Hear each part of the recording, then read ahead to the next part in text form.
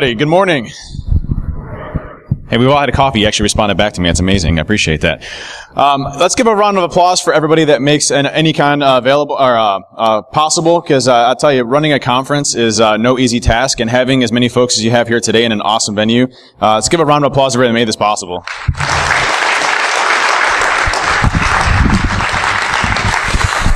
I remember when we first started DerbyCon, it was one of those, and by the way, apologies for the ticket sales stuff if anybody went through that whole debacle, but, you can still tell we have no idea what we're doing in a lot of cases. But when we started DerbyCon our first year, it was one of those things where you're like, hey, we actually need sound. I didn't think about that. Or we need, video cables or things like that. But luckily we have Adrian over there helping out, and I think we've gone through like 6 or 7 different video recording rigs because you keep changing them out. But we figure out what we do year after year. So what I'm here to talk about today is really about the industry and how it's changing, but more so around what we need to do. My whole career has been focused on the offensive side of things. Breaking into things and smashing and grabbing and high-fiving and getting DA and coming up with new exploitation techniques. But as we've grown as an industry, that's changed quite a bit, and a lot of my focus now has been on the defense. And that's important because it's made me a stronger tester on the offensive side by understanding what folks do on the defensive side. And it's a continual bar raising. I think this industry is getting a lot better with what we're dealing with, but the bar keeps getting moved up and up and up. Granted, we still have places where you can not so good, but we'll talk a little about that and what we need to do as an industry to kind of move forward. And I'll give you some tips on the defensive side that I've learned that work very well with really strengthening what's happening out there. Just a brief intro of myself. I started off my career working for the intelligence community, doing more cryptography breaking and signals intelligence for the Marine Corps. I spent about a year in Iraq. I spent another 6 months in Bahrain and Afghanistan. And so doing a lot of forensics and signals collection and things like that over there. And I got out and had no idea what I was doing. I was a kid just out of the military and started with a small consulting shop. And then I ended up landing a gig being the chief security officer for a Fortune 1000 company, Diebold. And so I came in after the voting machines. I just want to throw that out there. That was after. But it was interesting, when I was a consultant, I'd go in and I'd break into these companies, and it would take me, it was always a goal for me. I wanted to get it faster and faster and faster. I think my record for domain admin was like 5.5 minutes or something like that. I wrote a tool called Fast Track back in the day where I plugged it in and literally just hacked they had a DC that had a weak SQL password on it, and I was able to compromise it in like, 3 minutes, 13 seconds or something like that. So that was my record. And so I was super happy about that because, I was like, the fastest one in the company, and I never understood why companies couldn't actually go and understand why this was a problem or understand why they could fix it. And then I became a chief security officer for a Fortune 1000 company, and I realized that hey, business actually has to operate, and you can't just start changing things on the fly. And our company at Diebold decided to stop patching for 2 years because they didn't want to impact the business. Now that changed substantially. Really good program there nowadays. But it was interesting to see that. And then, I had a perfectly great job, working as a chief security officer. I was one of the youngest VPs in Diebold history. I just decided one day that it wasn't the right thing for me, and I wanted to start my own companies. And it was good timing too, because my wife was just pregnant with twins. So, leaving and doing a startup where you don't know if you're going to have any money or not, in the basement of your house is a really good time to start a company. And, so my wife was awesome and supported me. And I started Trusted Sec and Binary Defense. Trusted Sec is a consulting company, and I get to, what's great about that is I get to hire all my friends and family to basically go and do stuff that we do really good stuff with on the consulting side. And then Binary Defense is a monitoring and detection company, managed security operations center, where we have a 24/7 SOC and all that good stuff. But what's cool about that is we have a agent that we put out to our customers, and it's been fun building that out and actually having developers that can really do code, because my code is literally hey, if it works, it's good. So I'll spend 3 hours at night coding something, give it to them, and kind of moving from there. But I've been fortunate. I started a conference with a lot of my friends, DerbyCon. I help with the TV show Mr. Robot. So a couple of the skits that you've seen out there on the Mr. Robot show I've helped with. What's also fun is wait for season 3. It's going to be super cool. And then a lot of the stuff on the news, CNN, Fox, and all that other things. I'm also one of the sexiest men alive. I always like using this one. If you haven't seen it before, I was on the Katie Couric show, but I was a lot heavier then. That's Big Dave, and I'm Little Dave. Was it 2 years ago, Katie Couric, I was on the Katie Couric show, and I hacked into some lady and hacked her computer and was monitoring her house and everything on TV. And when I did it, they said, coming up next, one of the world's sexiest men alive, and it was Benedict Cumberbatch from Sherlock, but they removed the up next piece for a second and had my face there. So, I'm keeping it. So, if you look at our industry, from 10 years ago to 15 years ago, we are getting better. And I truly believe that. I believe it's harder for us as attackers, to get into a lot of different companies. Now, that's not a blanket exception. There are companies out there that have a lot of issues when it comes to security. But as an industry, as a whole, I believe we're getting better because the techniques that I have to do, the techniques that I have to leverage, I have to keep upping my game, to get into these companies. I have to use, app bypass techniques. I have to use ways of manipulating how my traffic's looking. I have to go to RFC, compliant protocols like HTTPS and use legitimate traffic.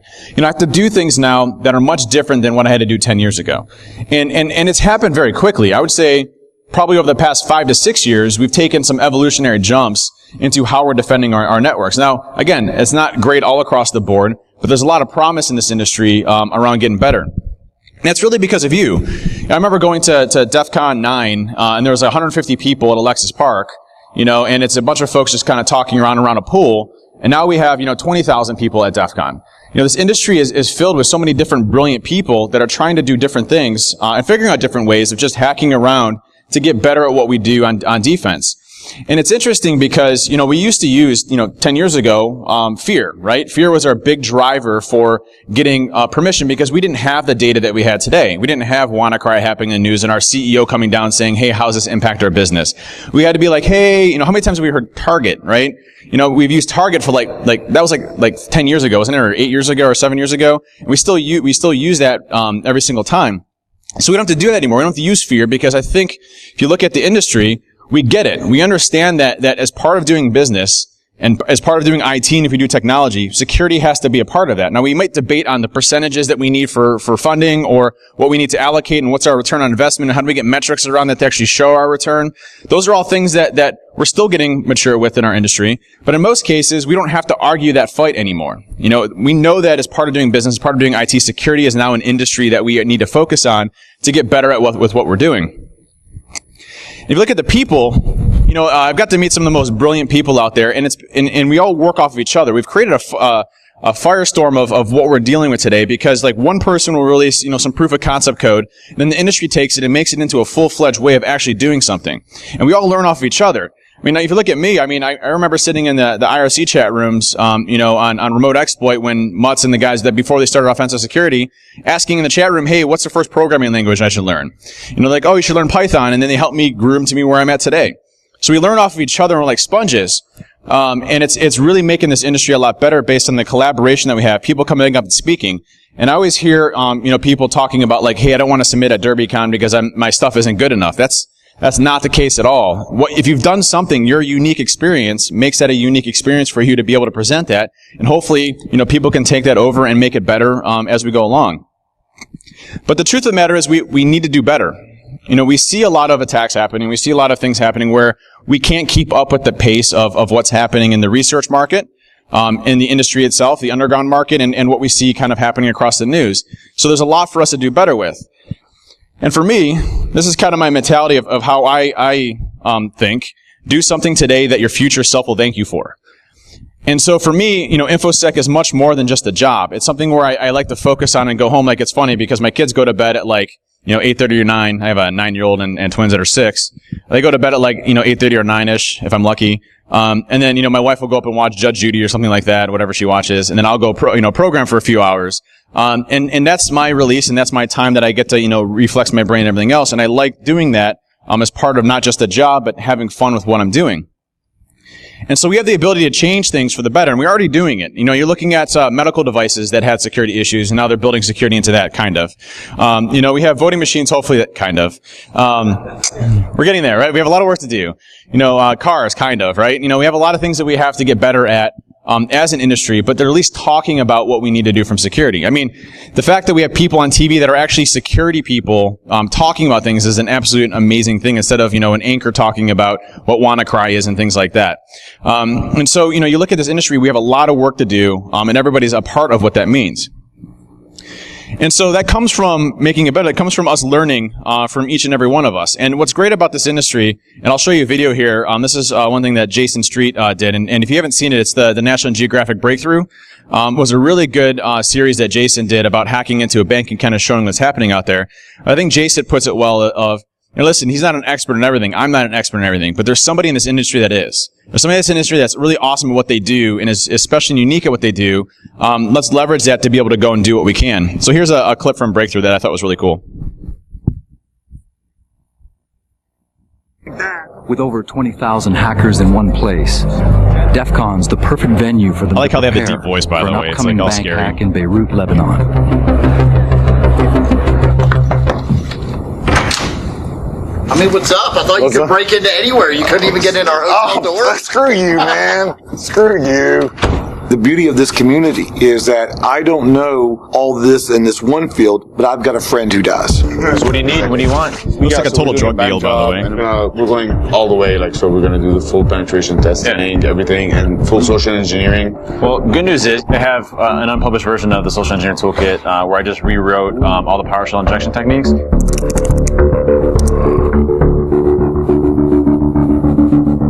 I had a new one I did recently with it. So security guards, have their phones next to them. Right. So I spoofed a text message to the security guard, letting him know that there was an issue outside. He went outside, and then I broke into the building that way. So it works really well. So it was great. It was funny. I was just at a conference called ANYCon, which is a thing put on by CNBC. And it's not a security conference at all. It's talking to business people. And one of the things I like doing, which is a really neat trick, is calling somebody up on stage. It's like, you want to kind of present that you're a magician, that you can do cool things on stage when it comes to non-tech folks. And so one thing I'll usually do is I'll come up on stage and I'll grab their first and last name. And then from there, I have a technique where I can grab their social security number, their date of birth, their home address, all that, their phone numbers and all that. And I can do it within about 30 seconds or so. So I had this lady come up on stage and I just asked for her first and last name.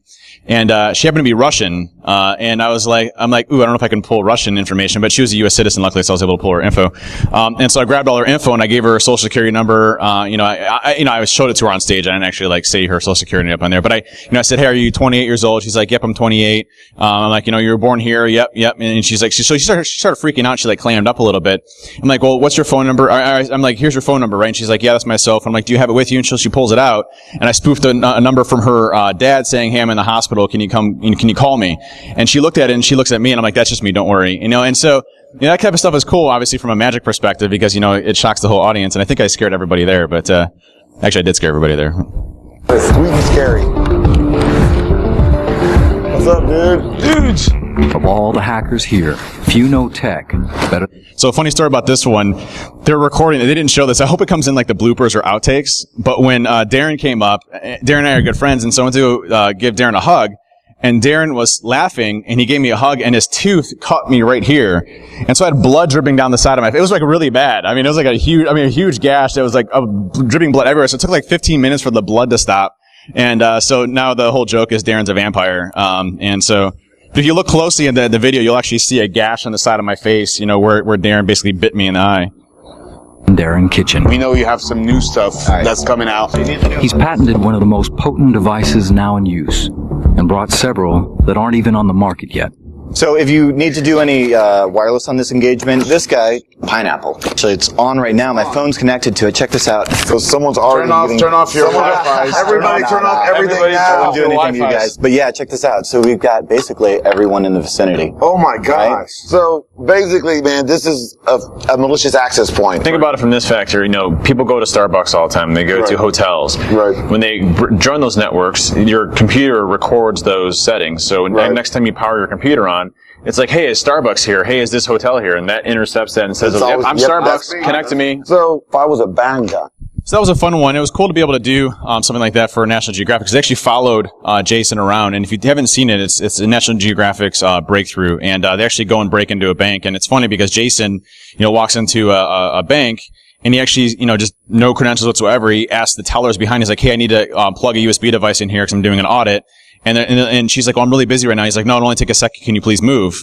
And the lady moves, and he compromises the machine, and he goes to the next one, and goes to the next one, he goes to the next machine, he goes into the back office, he's plugging in USB devices everywhere, no one knows what's going on, and he just walks out all smiling, and this is in Lebanon, by the way, so he's like the only, American there, it's interesting what you can actually go and get away with, when you have some level of confidence, and obviously Jason and Khalil are some of the best. So, that's a good one around, this industry. If you need something, Jason may not be the best at PowerShell. He's absolutely fantastic at social engineering and breaking in. Who do you go to when you need some, bypass technique to get around next gen AV or something like that? You go to your friends, that have the ability to go and do that for you.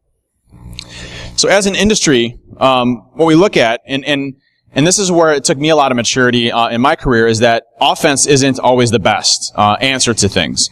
I'd go into a company every single year, and I'd break in, and I'd high-five myself, and then I'd walk out. And then they'd fix the technical findings, then the next year I'd go in, I'd break in again, and then I'd walk out and high-five myself, and then I'd come in. And then I do, it's a cyclical effect, right? And the companies can never realize why I was able to break in when they fixed the findings that I did. And obviously, if we're on the offensive side, we know that fixing just technical findings doesn't fix the actual issues around the security program or what's actually happening, or even the detection around what we're doing, as attackers. And so I started to learn more about, on the defensive side, what are things that we can do, to make things a lot better out there. And I'll talk a little bit about that. So understanding offense makes defense better, and understanding defense makes offense better. There's some cool things that I've been able to do. Like I was at a customer, and they had carbon black in place. And carbon black, if you build it out over time, can be a very good product for visibility and detection if you implement it correctly. And one thing that they did is they had encoded command variations for PowerShell detected very well. So they had -E, -EC, -EN, -ENCO. Still very much a whitelist approach to detecting PowerShell. I would actually detect PowerShell more on length size than I would any specific commands. But if you look at PowerShell specifically, there's 12 different variations of encoded commands. So I had to come up with a new technique to get around their specific PowerShell detection. And so I figured out a way of being able to leverage encoded command without ever calling PowerShell. And that was the two-string variation, which basically converts my commands to a string eventually once I assemble it, and that got around their watch list. So as an attacker, I had to up my game to get around their detection criteria to become better with what I was doing. And that's awesome. I love doing that. I love working my brain to figure out a way to get around something that they built in. And so if you look at solid layers of security, protection, for me, if you look at a good program, and what actually trips me up is having a good base level of protection. I'll talk a little about that. Detection, so actually going and detecting what we're doing. And I think the industry right now is really focused on that detection piece, which is fantastic. And that's why I see a lot of, app whitelisting techniques coming out. I'll talk about that as well. And then deception, building things on top of your network that are enticing to me as an attacker. And I'll talk about some things that you can do today, to build some of those in, which is really awesome. And so if you look at methods of detection, it's becoming increasingly difficult because, guys like SubTE and those guys are creating new bypass techniques for legitimate Windows executables that come out that we're not looking for. Is your program designed to look for RegSVR32 or CBD, or, WinDebug or any other ones that can actually get remote code execution without actually dropping executables onto the operating system? Most of us will say no, because we are still working on executables. Today, we're still worried about ransomware, which, if you look at ransomware, it's the same type of hacking that I did back in the 90s in AOL. It's dropping executables that aren't signed by getting users to click on something, right? Whether it's a Word document or something else. And the Word document may use PowerShell, but it's still just a base downloader for an executable in the first place. And so you look at these techniques, we're still struggling with a lot of the basic concepts because we get in that cyclical effect of things around, hey, we need to stop, all these other crazy, hacks. We're not even stopping the basic stuff. And so let's look at a case study real quick on the Eternal Blue and Double Pulsar aspect. So our program's already been close to handling the zero-day angle, right? I mean, we're not even at a point because, hey, the techniques that a nation state was using, i.e. us, was, essentially undetectable, right? So we had a exploit that wasn't published. It was in a experimental part of the code of SME version 1 called Cairo that triggered a exploit that allowed you to get full access to the machine without ever touching disk, right? Kernel exploitation, undetectable. But if you look at what happened with Eternal Blue, things like Emmet that they came out with, or even Windows 10 protections, at the time that Eternal Blue was stolen in 2013, Windows 10 hadn't even come out yet, but we've already ported it to Windows 10 and everything else. So all versions of Windows were vulnerable to this specific attack that was out there. So all of our methods of preventing this did not help us, and so now that whole part of detection starts to come into play. You know, I don't know if you know, but right now with Windows logs, you can look at abnormal patterns of behavior like lateral movement very easily. So if you just grab your event logs, and most of us aren't getting event logs from our workstations in the first place. There's some event logs that are really relevant. So Windows Event Forwarding or something like that, you can push it to your SIM or whatnot. But if you look for event log 4624 with the same source IP address, successfully logged in, network login type 3, which means you're logging through the network, and you have a key length of 0, which means a lower level protocol like SMB or RPC, you can detect lateral movement in your environment. And so, you know, if we had used something like Eternal Blue or Double Pulsar had been used on our network and it got compromised and we didn't detect it, well, the NSA still needs to move to the systems that they want to target, you know, whether it's the data or the servers. They still need to move from one machine that they either social engineered to get access into or directly exploited, and then to move out to other systems to get access. You would have hit them on the lateral movement piece because it would have been an account that you would have never seen moving from somebody in HR or sales going to other systems on the network. And so those detection pieces around behavior is really important. And so let's talk about protection real quick here. It's one of my favorite slides. I never got the talk for some reason. I don't know why. But we have a lot of stuff going on protection right now. And this industry is really focused on protection. And that's good, because we want to stop everything. But I think as an industry, we recognize that protection isn't always going to work, right? There's always going to be something that happens where our protection capabilities, regardless of what they are, whether it's traditional antivirus or next generation stuff, isn't going to detect or actually prevent what we're actively going and doing. And so if you look at a lot of these newer tools, you can just stop a service, or you can just rename PowerShell, or you can just not use a packer, and get around a lot of the traditional next generation products out there. A good example is with Cylance specifically. You can just rename PowerShell.exe to moo.exe, and then you're all set. You have nothing to worry about, right? Or you can just stop the service, and then you're all right as well. So, you know, we know that things aren't going to actually work 100% of the time, whether the technology is good or not. We are going to have issues on the protection side. Now, when it comes to next generation stuff, I still, to this day, do not see things like machine learning or artificial intelligence actively working to stop us. You know, and I think in about 5 or 10 years, it'll be something that is absolutely used. But the interesting part is that when it comes to humans, if we just had computers that were very predictable in everything that we did, and then we look for deviations of patterns in that, it'd be a completely different story. But we have this thing called human beings where we're very unpredictable in nature. One day we won't click a fish, and the next day we will click a fish, based on how that fish is used. And so machine learning and artificial intelligence becomes extremely difficult from a false positive perspective to be able to roll that out substantially across the board. And so if you look at where we're at today on a lot of the next generation product lines, it's not something that is actively stopping us as attackers. It's not something that causes us to raise our bar. The detection stuff is really what starts to get us when we're starting to do more targeted attacks. A lot of this stuff may be good for commoditized things, like, hey, someone's running an old, Sub-7 Trojan from 1990. Maybe it'll stop that. That's good. Or maybe not. It just depends. But, when it comes to the human element, that's the main piece. The good news is, I think Barracuda figured out how to stop all data breaches, so we can all go home now. Driving through an airport and saw that. The Cylance ones at Atlanta Airport or O'Hare, man, oh man, stops all the hackers, whatever the heck that is. But, the marketing is getting crazy with this industry. But for me, if you look at protection, I don't think these solutions are the right approach. I think known good is the right approach. I think understanding application whitelisting is a good approach. Like a good example, when everybody says application whitelisting, they start to freak out. Because we've tried it before and it failed, and it's probably been very difficult to implement. There's super easy things that you can do right now in your environment that make it substantially difficult. Like, hey, what is 94% right now of the current attack vectors? What do they leverage as far as like ransomware, commoditized malware? What do they use? What's that method that they use? Well, phishing for sure, absolutely. But what do they do on that machine afterwards? I said it a little bit earlier. Well, lateral movement right after they compromise, but what's the main purpose of like, how do they get code execution on the machines? In EXE, right? Still, they may use WScript, they may use PowerShell, but ultimately they're downloading a executable to run on that machine, right? Now, is a executable in your user's profiles, your downloads directory, temps directories, are those things that you should allow? No. Should you even allow unsigned executables in the first place? No, but sometimes we have these applications and things like that we wrote that sucked from like the 1990s, and we still have mainframe code and stuff like that, right? Now, we still have those use cases. But let me just take an example.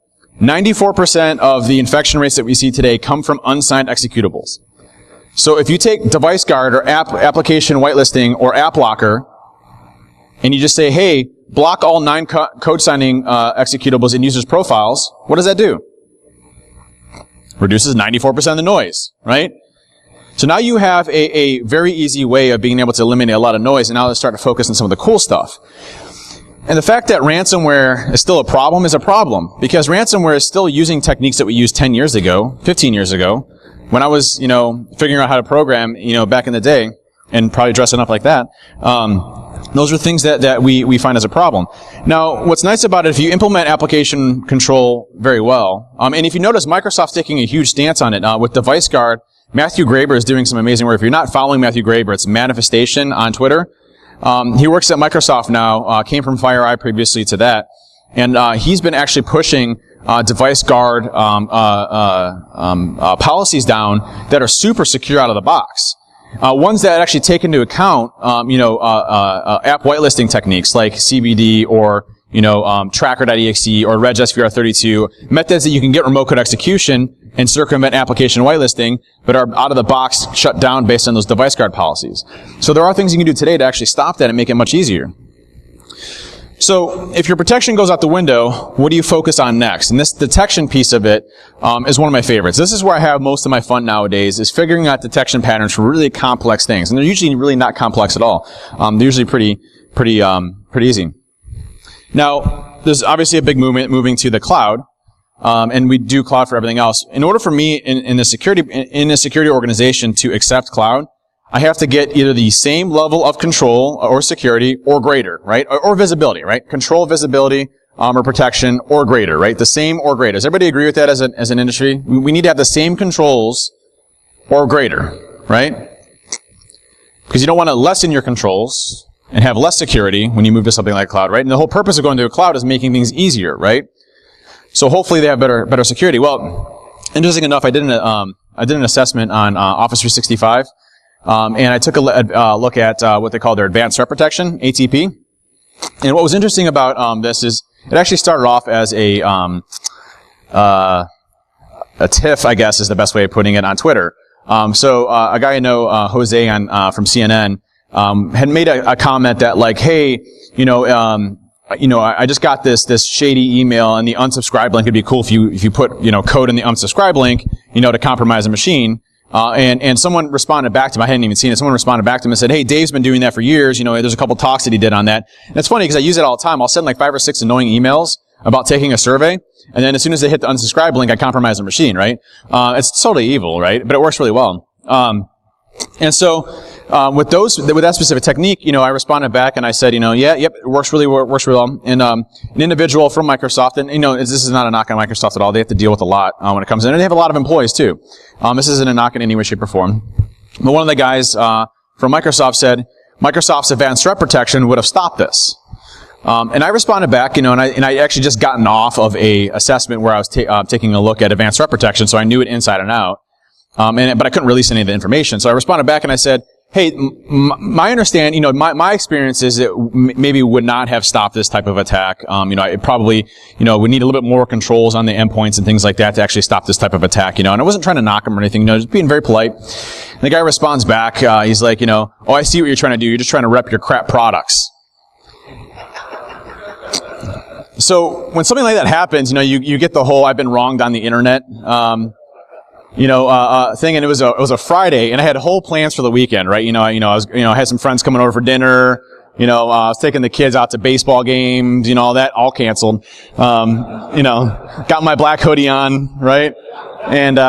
And so I started taking a look at Advanced Threat Protection and doing my own research that I could use that wasn't outside of the NDA that I was doing for this other company. And so, it's funny because one of my buddies, Dave, that works at Binary, he came over with his wife for dinner. And I totally skipped dinner. I don't eat or anything like that, and he just has a picture of me in my room, like buckled down, in my office, programming and not even acknowledging anybody else is there. And so, I started taking a look at Advanced Threat Protection. And so if you look at ATP, it has two components, what they call their safe attachments and safe links, okay? Now, their safe links is the first thing I took a look at. Now, interesting enough, when you sign up for, when you have an E5 account or above, you're guaranteed to have ATP as part of that, right? And then it's on top of their traditional, anti-spam stuff. Now, when I took a look at safe links, I started looking at what does it do, and could it protect against, commoditized attacks as well as advanced attacks? You want to see, do I have the same level of security or greater when I move to something like an Office 365 instance, right? And so, interesting enough with safe links, the first thing it does, which I thought was egregious, by the way, is when you get an email, it rewrites the URL, and when you hover over the link, it says Microsoft Safe Links. You don't even see the original URL. So what does that do? What do we teach our users to do? Now, they don't do it anyway, but what do we teach your users to do, right? Hover over the link to make sure it's a legitimate link, right? So now you've taken the end user and awareness piece of it and removed it out of the window, right? It's gone. So you no longer have that. But you could say, okay, well, if I have, the same or greater security controls with that link, and I trust Microsoft explicitly, sorry, I coughed in the middle of that, explicitly, what do we do at that point? And so what I started looking at is, what does safe links actually do to protect the user and the browser and the operating system from these types of attacks? Well, it doesn't do anything really. It has a whitelist and a blacklist of Microsoft sites that it is already predetermined as being malicious, and that's the only thing it does. It doesn't do any dynamic content expansion of websites. Let me repeat that. It does no dynamic content expansion of websites at all. Zero. None. Zip. I was running MS14037, which is an IE memory corruption exploit that gets picked up by every antivirus. No problem. Remote code execution is no big deal. HTA droppers. I use old code, old viruses that get picked up in non-pack things, just to see if it even scan executables. No scanning of executables. You can literally drop an exe from the website itself. No issues whatsoever. So there's no security whatsoever on that component, right? And what's interesting is if you get put on Microsoft's blacklist, you can just submit to get removed, and they remove you within 3 hours. So if you ever on a pen test and you get blacklisted by Microsoft, just go to their site and enter the IP address and say it was an accident, and they will remove that from you within 3 hours. So you're good. I ran into that in a fish one time, right? So those are and by the way, you get whitelisted for a larger period. You can be more egregious after you go through that exception process, which is awesome. So for safe links, it does absolutely nothing as far as security. Zero. Zip. And they may be getting better with that, right? And this isn't, again, not a knock on Microsoft. Think about what they have to do. They have to deal with millions and millions and millions of customers at an extremely large volume.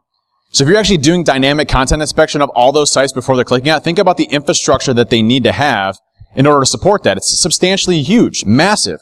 And they have an amazing team over there of really brilliant folks that are working on trying to get better. But in this case, it definitely, if you click the unsubscribe link, you definitely would have been compromised. Would not have protected you against that. The second component was safe attachments. Now, the first red flag for me as a business person would have been when you get an email, it could take anywhere between 15 to 20 minutes to actually get that attachment because it's doing its analysis. So as a business, you have to wait 15 or 20 minutes. 15 or 20 minutes to get your attachment. So your CEO that got an email, you need to wait 20 minutes or so. So yeah, I'm sure that's fine. I hear they are improving that, by the way, so it's going to go down 5 or 10 minutes, which is a little bit better, right? So when I looked at the safe attachments piece of it, I found that most of the stuff, if you're using common Excel documents with macros enabled with auto open, it would look at that and look and see if there's any code being run in there. But aside from that, it's pretty much Windows Defender signatures that they're going through and piping through it. So very little protection on the safe attachments piece as well, and able to get through that as well. So to me, is that equal or greater protections moving to a cloud infrastructure? No, I would need to route it through something else first and protect myself first in a different way than using something like that. But there is cool things you can do out of the box that you have available that's free that you don't need to buy a next generation product line or anything like that. If you're not familiar with Sysmon, it's made by Sysinternals. It's free. It's awesome.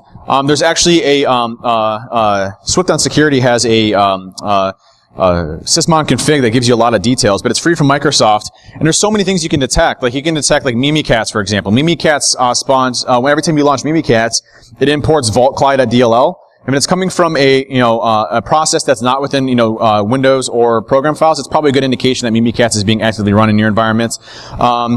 Recently, Sophos really hated Sysmon, but it crashed boxes. But they just released, as of yesterday, 6.0.3, which so they released 6.0.2 on May 22nd, which fixed the Sophos crashing. but unfortunately they completely removed image load, which is how you detected like almost everything. And so in 6.0.3, which was released yesterday, they fixed all of that, and now it does not crash anything as far as we've been able to tell. But Sysmon is amazing, and you use Sysmon. What it does is it exposes what's called event log tracing, ETW. And there's so many things you can do, like a process created, DLLs imported into memory, process injection. You can determine process injection, SAM extractions, registry keys that are being hit, executables that are being dropped, registry modification. You can tune it to be whatever you want to get you that detection that you need in your environment. It's free. Why is this not installed in every single organization that we go into to get that into your environment and start building a lot of your detection criteria off of? It's really, really good. One of the main methods, I'll show you this in a second. There's the community edition. So if you go to github.com/SwiftOnSecurity, there's a Sysmon config there. And that has a lot of the detection criteria already to be able to do things like Mimikatz detection, hash extractions, even a lot of the application whitelisting bypasses like RegSVR32 and others are up on there. So a really good resource to be able to go and pull that. So shout out to Swift on Security and all the people that have taken that on as part of a community-driven thing. It's awesome. There's a technique that I use all the time, which is NPS or not PowerShell. One of our guys at TrustedSec, Ben 10, wrote this, and there's other ways of doing it, by the way. But what you can do is you can call system.management.automation.dll and system.management.automation.na.dll. And what you can do is you can actually leverage PowerShell without ever calling PowerShell.exe. And why that's important is a lot of our detection around PowerShell is based off of looking for PowerShell.exe spawning and then looking for indicators in that, right? And by the way, for PowerShell, if you're looking for specific words like encoded command and stuff like that, I would highly recommend switching that to why is PowerShell.exe beating out to the internet? Like that one alone is a good indication, right? Or the length of the commands, like why is someone running 255 character PowerShell command, in my environment? That's not legitimate, right? And most of these tools, by the way, and this isn't a knock on any tools, but most of these tools like Carbon Black and others that do the visibility, as soon as you actually go into PowerShell.exe, you lose all visibility because they're not using script block logging or anything like that to actually identify what's happening behind the scenes and interpreting. So you have large gaps of visibility right now in PowerShell. But what you can do to detect things like non-PowerShell that are calling PowerShell is if you see an executable that's not PowerShell.exe or PowerShell_ISE.exe calling those two, it's probably a good indication that there's something going on there to where you have that being called. Now, there's a couple things that we'll call like the .NET libraries and things like that. We'll call those, so you might have a few false positives at first to tune out, but really it's really easy to detect that. Suspicious processes. Why is MS Build calling out to the internet? Why is RegSVR32 calling out to the internet? By the way, RegSVR32 is probably the new hotness right now, so if you're not looking for RegSVR32, I'd heavily recommend looking for that in your environment. The reason why RegSVR32 is a big deal right now is because it's proxy aware. So it has its own built-in browser and it's proxy aware, and you can literally download what's called STT files from the internet and have it remotely execute code directly. And by the way, just by blocking .sct files doesn't work. It could be any document type. It can be any format type. It doesn't need to be .sct file. So I usually just use .xml or .txts and then download the STT file directly into memory and then execute and get remote code execution without having to call anything. And so if you see RegSVR32 or CBD or MS Build or RunDL32, I'd highly recommend those. The new, if you take a look at Matthew Graber's recent post that happened like 2 days ago, he released that configuration for Device Guard. It has all of these known bypass techniques built into that policy, and you can just grab those executables. And if you ever see them running in your environment, going out to the internet, that's a good indication that something's actively wrong. So, highly recommend those. Pass the hash detection. Event ID 4624, login type 3, key length 0, and the account NTLM SSP. That's how you detect pass the hash. Really easy. So you can detect pass the hash in your environment. That's one that we actively still use today to go and use. Now, granted, we shouldn't have the same local admin account on every single machine and be able to move laterally that easily, but we still do in a lot of cases. And now with the new version of Mimikatz, they removed, so you're familiar with the W-digest flaw with Mimikatz? Right, so you can inject into LSASS and grab that undocumented feature of W-digest and extract clear text passwords out of memory. Well, they fixed that in Windows 8.1 and above, but it's just a registry key. So you can either change that registry key from a 0 to a 1 or a 1 to a 0, and then you still get, and then boot them off, and then when they log back in again, you get their username and password and clear. But what's nice about the new version of Mimikatz is now they added support so that even if you don't get the clear text password in memory, you get the LM and NTLM hash from memory itself. So you still get the hash values off of that, and so they didn't really fix the specific issue of that specifically. So you can get the domain admin, so the domain username and password off of that specifically. So a lot of good stuff right there. The thing about detection is it's hard work. We go in most companies, and what they don't understand is the attack side of it, because they're primarily focused on the defensive side of it and putting out fires. And so in order to do what we need to do, we need to first eliminate the noise, right? Known good. Eliminate the noise, do at least some basic, stuff, and say, hey, we're not going to allow non-code signed executables in, user directories and things like that. And then from there, we can start building out and reducing the noise to build some of the detection stuff. So let me show you some easy bypass techniques real quick. This is an example of Unicorn, which is a tool that I wrote. So if you're not familiar, it's at github.com/trustedsec/unicorn. And what Unicorn is it's a PowerShell exploitation framework. So originally, when PowerShell is becoming awesome, I actually have the first claim to fame for doing the very first security talk of PowerShell ever. It was at DEF CON, I think 16 or 14 or something like that. And it was called PowerShell OMFG. And it was funny because one of the Microsoft reps came into Diebold and it was like, hey, we have this new thing called PowerShell. It's still in like very early alpha, but it's going to be like Bash for Windows. And I'm like, oh, that sounds amazing. And so I started looking at the beta release and then started doing a lot of the stuff. So, I think we released a tool called PowerDump, which I thought was pretty funny, to dump the SAM database out of through PowerShell. And then we did a few other ones as well. So this is a demo of Unicorn. And what's nice about Unicorn is when Matthew Graeber came out with a technique to be able to do direct memory injection of PowerShell, and what happened was you need a 64-bit or 32-bit shellcode, and so you wouldn't always know what platform you're on. And so what I did is I started doing some research, and I found out that, hey, within PowerShell, I can query, the operating system and see if I'm in a 64 or 32-bit platform.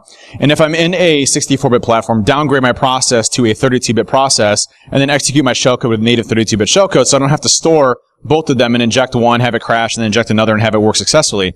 And so this incorporates what's called the x86 downgrade attack into Unicorn. Now, the newer version of it heavily obfuscates everything, so it never actually calls PowerShell itself. So if you're looking for things like PowerShell or IEX, invoke expression, or encoded command, it's not going to actually go and detect it. So here's one right here.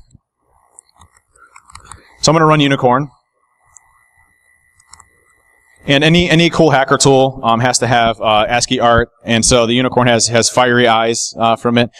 It was actually funny with the fiery eyes. I was in the middle of teaching at Black Hat, and one of the students was like, "It'd be awesome if his eyes were fiery." And so we went on a break, and by the time he came back, I already had a pull request up to get the fiery eyes in there. But with Unicorn, there's a few different methods you have. You can do macro injection, so it'll actually create a macro that uses PowerShell injection directly into memory through Excel and through macros. So, it never actually touches disk from that perspective, which is really good. And then you can do the CRT method. So there's a way of taking an executable and converting it to base 64 and then using certutil, which is Microsoft's, certificate utility. You can convert it back to a binary for you. There's also the macro example and then the PowerShell method as well. So I'm going to go ahead and run Unicorn. And that's getting cut off at the bottom here. So let me, there we go. We'll just use Meterpreter. You can use your own payload if you want to. Spell Meterpreter right.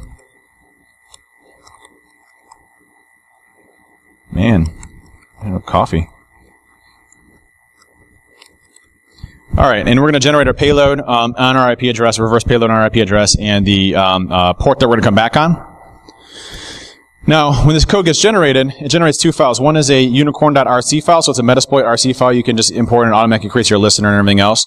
If you're not familiar with the reverse HTTPS payload, it's going to get picked up by most antivirus out there based on the second stage. So there's what's called a first stage, second stage. The second stage is usually what gets snagged, and the reason for that is because when Metasploit goes to launch, it uses especially in the reverse HTTPS, it goes in and actually pulls out a binary. So you can actually see the MZ header incident. Now, why is that a problem? Why is a HTTPS site downloading an EXE a problem? Most people don't allow direct EXEs to be downloaded from the internet, right? So what you can do is there's a advanced flag called set enable stage encoding to true, and that will actually encode the second stage, so it's just a mangled binary blob of nothing. There's no binary in there whatsoever, and that'll get around your Palo Altos, your Symantec's, and everything else out there from a second stage perspective. So you don't need to worry about it. So it's just called set enable stage encoding to true. And that will use, so it's using what's called Shikata Gaine, which gets picked up by every antivirus vendor out there. if it's a binary, because it's a predictable binary. But since it's over the network, it's actually not a binary at all. It's just a blob of encoded data that's polymorphic. And so there's no way for them to actually flag on that as a pattern over the network. So applying Shikata to that communication stream actually makes it a polymorphic communication and covert channel, very difficult to actually detect against. So it works really well. So let's take a look at what the code looks like. So you can see the code here. Is anybody going to detect on that? I can split up this PowerShell, and I do here in a second. I'll show you.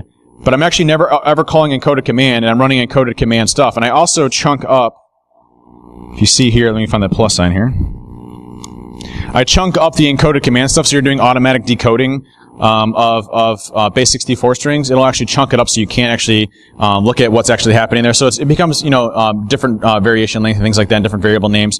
So a very easy way to get around traditional detection, because what I'm doing is just string values and converting to strings of encoded command that it never actually puts that on there. So it works really well and easy to evade antivirus out there and anything traditional detection. But you can detect on the length, right? Length is this, or PowerShell is beaconing out to the internet. That's probably a problem. Let's take a look at the macro stuff. The macro stuff's wicked. The fact that we still have macros, too, another thing, right? Still that one business process that ruins the whole company. Okay, that's what I do. Okay, so that's the macro injection. And again, this one isn't even ever called PowerShell. Notice here I add them together to get PowerShell. So you don't ever see PowerShell in the actual code itself, and it chunks everything down. And what's nice about this one is it when it runs, it says the document appears to be made from an older version of Microsoft Office. Please have the creator save to a newer and supported format, and then it closes it out after it compromises the machine. So it makes it look like nothing actually happened on the system itself as it goes through and does it, and then just exits the application. So we're like, oh, that's weird. Okay, never mind. So detection becomes hard. So what happens when you have all this great detection and they circumvent that layer? So we have protection, circumvented protection. What happens if you have detection and they circumvent detection? That's where we start getting the really cool stuff around deception. And deception's fun, because this is creating stuff that I would go for as an attacker that are out there. And there's so many cool techniques that you can leverage to go and do deception. One of my favorite techniques today by far is this. And a couple of good ideas, like, create a domain admin account and make it like, legacy mainframe service account, okay? And put in the description of that account, say this password cannot be reset. We know it's a weak password, but we need it for this application. Need to change later, okay? And give it every possible, permission you can possibly imagine. Enterprise admin, domain admin. Make it like the most amazing account that you've ever seen. It's part of every single group you want. This is like the God mode, account in your environment, right? Make that password like 7,000 characters and lock it up in a safe, right? Because you never need that account, right? If you want to make it a little bit more believable, maybe have a scheduled task that runs on a domain controller to log in so it refreshes at times to show that it actually is active. But then what you do is create a honey token. And I'll explain honey tokens here in a minute. But what you can do is, with PowerShell, there's what's called invoke run as. And it uses a API within Windows, set process name W, I think is the API that they call for that. But what it allows you to do is create, if you're familiar with the net only command within Windows, you can do run as and then do net only, and it caches those credentials on that machine. What you can do with honey tokens is create a scheduled task on all your machines and run this PowerShell script. And what it does is it creates a username and a password, but it doesn't actually authenticate to the actual domain, but it stores that password in the clear in memory. So what does that mean? That means when I compromise one machine, and I go to do Mimikatz or extract information from the system itself, there's that domain admin, that's the God mode domain admin. It has all the permissions, it's a legitimate account, but it has a bad password. Now what happens when I go to use that password? Can you get a failed login attempt, right? Should we ever have a failed login attempt with that account? Ever. That's deception. That's cool stuff that you can do to start tricking us up as attackers, and things that we can use as last lines of defense in our environment to actually go and identify. And so building multiple deception techniques through each phase of attack makes it awesome. It's something that trips me up when I run into it. And it's funny, this is not a pitch at all from our side, but one of our tools that we use for our managed SOC is Vision, and has deception in there. And that's why it's been fun to do all this. I was actually on a pen test the other day, and I saw this. There was a Chronos service account that was building LLMNR. Are you familiar with LLMNR, local link multicast name resolution protocol? If you're not familiar, what multicast is it when you log into your computer, Your computer then beacons out and says, hey, who has file server 1? Who's this server? Who's this server? And as an attacker, if you're running something like Responder or Envy, you can say, hey, I'm that server, connect to me, and it passes the netNTLM v2 hashes, or netNTLM v1, depending on how you're configured, to the machine automatically. It's like getting free credentials over the network. And so I was doing this pen test for this company, and I didn't realize I had my Windows machine up, and I saw that there was this Kronos account that was being run over LLM&R, and it was like, Kronos-DA. I spent like 20 minutes cracking that account, tried to use it, got a failed login attempt, only to realize it was my own machine that got me on my own tool that I wrote the code for, that I put that username in there for, that totally, jacked me up. And I was laughing at myself because it literally burned about an hour of my time, going and doing it. And I detected myself, which was really crummy. But building those things in actually makes a big difference. If you saw this, the French were prepared. They, the French got a heads up that their president was going to be attacked by nation states. And so they actually created a whole environment around deception. They laid fake information out there, fake infrastructure for them to go and hack, fake documents. They had a whole team dedicated to putting misinformation out there so the hackers would go after these different areas. It worked. They released a bunch of data that was garbage, that had no relevance whatsoever to what they were trying to do and had no impact on the elections as far as we know. And so if you look at our areas to mess with attackers, everything from the intelligence gathering phase, to where they start building their threat models that go after us, to the vulnerability analysis, exploitation, and post-exploitation. We can build deception in to each one of those areas so we have another layer of defense. And so if you look at like doing fake users on LinkedIn, making them, highly sexy in nature so that, we expose CEOs' email addresses everywhere, and we have them go, the wire transfer frauds go to a different location now instead of our CFO. Those are the things that you can do with deception based off of how they do information gathering. Have somebody monitor those accounts that, when they're trying to send emails, it doesn't, might be something legit, but it should be its own dedicated security program. I think we're at a point now in the industry where, the industry needs to have its own deception vertical in their company that only focuses on the deception pieces of it than just anything else that we're doing. And so if you look at some of the basics, there's things that you can do right now, like randomized ports on every workstation. That's a great example, right? So if someone's port scanning your environment, you have a good idea that they're going after your environment itself. What I like doing is I wrote a tool called Artillery, and a lot of times in your organization you'll have externally facing IP addresses that you're not using, or ports that you're not using. So why not just NAT them to an artillery box with fake ports everywhere, and then when you're getting sweep, just automatically block them and reduce your noise, right? So you're reducing the intelligence gathering phase of most of these things out there, and have it automatically shut and block them. It makes it a lot easier. On the inside, just sit there and listen and wait for those to actually hit. Honeydocs are a good one as well. What's great is with the CIA leaks, we get some cool code. So in Vault 7, they released a technique that you can do a watermark that beacons out and lets you know when that document was opened. So create awesome, cool, password, domain admin password.xls all over your file shares, and have it beacon out to a server. And if you see an indicator from that, it's a good example, right? Those are key examples of being able to do it. And it'll actually beacon out and do that as well. Kerberos tokens and clear text passwords in memory. If you go to github.com/fuzzy security, there's a evoke run as that I talked about that will create that PowerShell script that can do the username and password directly into memory. Really good example from that side. Creds in the clear. There's Ben 10 created one called Invoke Honeycreds, and it will actually send fake LLM&R across your network with usernames and passwords. Now, there's a really cool way of actually detecting this. There's an event log that is called explicit credentials were used to log in. Now, if you use Honeycreds, you can do a randomized username and password that's not legitimate in your domain. Should those credentials ever be used in your environment? No. So if you see explicit credentials were used to log into this remote system, you know you have an attacker's machine in your environment. So a good active hunting exercise that you can actually go and do, or have it run as a scheduled task and report that log out there. Creating user accounts, create a local admin account. Make sure that they're the same name-wise across all your system, and use something like Laps, which is free from Microsoft, and it randomizes all the local admin passwords. And just watch for failed login attempts on those. So with those three concepts around protection, detection, and deception, we got to come up with a cool acronym. PDD doesn't sound cool. I'm trying to rotate those around or something. But with those three concepts, you have a much better chance at stopping attacks both in the early stages of an attack all the way to the very end. And we don't, I think as an industry, we know that Susie in IT and Bob in sales is going to get compromised, right? We don't necessarily care about their one machine. What we want to stop them from doing is getting access and exfilling the data that they need or they're going after out of the company. One person getting hit with ransomware is less of an impact than 500 people getting hit with ransomware, right? And so if we can stop those early warning stages and stop them in the early stages of that breach, we have a much better chance. And those different layers really make a big difference when it comes to what we're seeing out there.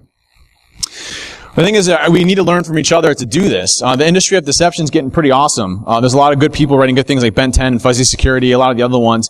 Deception is something that you can incorporate into your environment now that doesn't have an impact on systems, but creates a whole different level of visibility that you didn't have before in the past.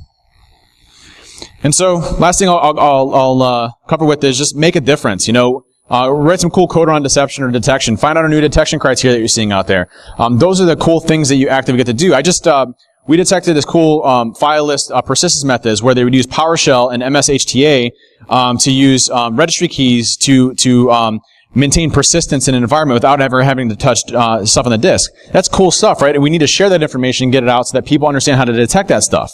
Those are the things that we need to do to get better as an industry. And just because I'm on the offense doesn't mean I can't be awesome at defense as well. So with that, thank you very much. If you want the slides, available here. Thank you. And let's give another round of applause for everybody that makes ANYCon possible. The sound, the equipment, the building, everything. Thank you very much. Appreciate it, everybody. Thanks.